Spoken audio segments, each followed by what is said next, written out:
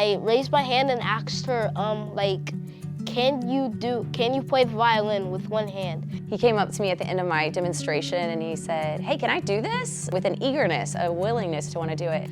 And I remember from years back, I'd seen a video of a girl playing the cello who had no arms. She was playing with her feet. So I was like, this is definitely possible.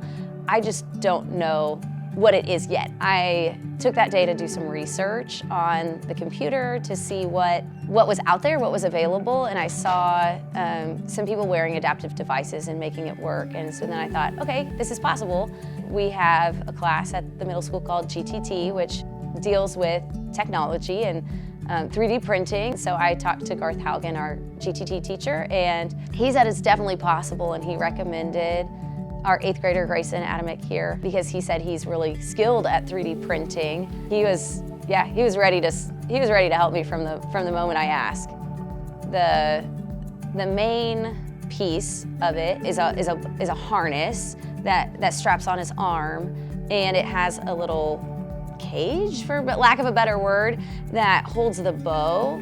That piece was a piece I actually already found on the internet, and Grayson took it and printed it for me. So Ms. Ferguson emailed me the file. I took the file, edited it to make it perfect for his arm, and then it worked, and he said he needed a pick for it, so I made an attachment for it, and now he can pick and bow with the same device. In orchestra, we don't just use our bow, we use our fingers to pluck as well. I didn't have any way of allowing Destin to pluck, and there was nothing readily available that we could just print. And so I told Grayson about this. He actually designed this plucking piece that it bends out to avoid hitting other things, and it has like a little pick on it. It was totally his idea. He immediately thought of a guitar pick.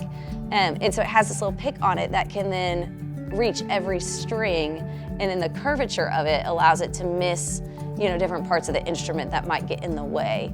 I think for Miss Ferguson, I think she's very nice of a person in my perspective, because she's the one who helps me the most in orchestra.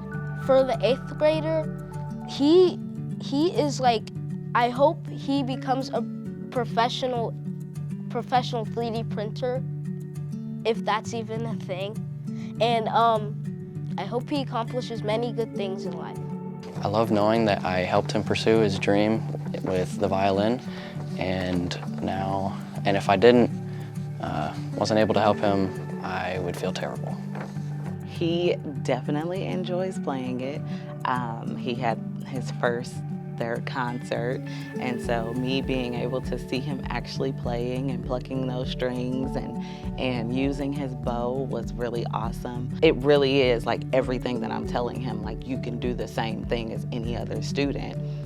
You may just have a couple extra steps that you need to take to be able to get there, but you can do it. And so being able to see him actually playing on it at the concert, it was everything.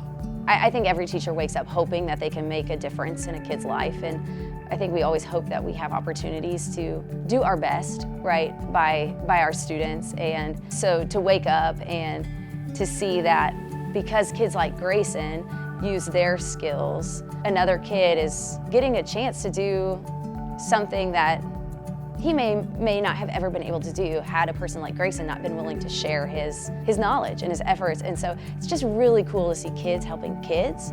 If I'd realized at the moment that I had this type of hand at the moment of doing orchestra, I probably would have never asked that question, and I would have never done orchestra in the first place. But I didn't stop, and I tried my hardest to do stuff to get me to become good at orchestra.